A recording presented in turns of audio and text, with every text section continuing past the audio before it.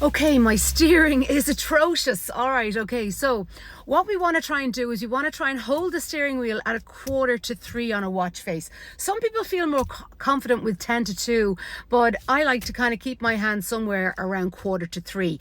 So what that means is that we like to try and keep our hands in the same position. We don't want to be bringing our hands over the top of the steering wheel, right hand or left hand, and we certainly don't want to be crossing our hands over either. So what we like to try and master is what's called the push and pull technique. So what that is that when you are making a turn, left, right, taking a bend, you're feeding the steering wheel through your hands. So if you're going right, for example, you'd be pulling down with the right and pushing up with the left. If I could actually let me just have a look here.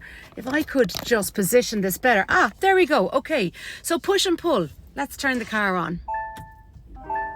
Okay, so, and everything else on as well.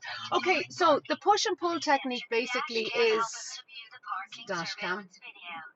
Right, okay, so holding the steering wheel at 2:45. If I'm going right, okay, I'm pulling down with the right, pushing up with the left, pulling down with the right, pushing up with the left, and then rectifying my position, okay?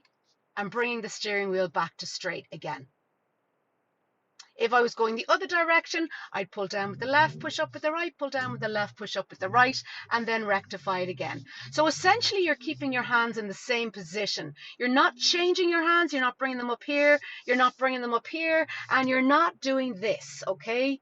So it's a really good practice to learn. So it's like, for all intents and purposes, it's like a rope. You're feeding a rope through your hands, holding the steering wheel nice and loose. Remember, don't hold on to the steering wheel, okay? If you hold on to the steering wheel, you're going to get little fine movements like this and the car is going to drive jerky.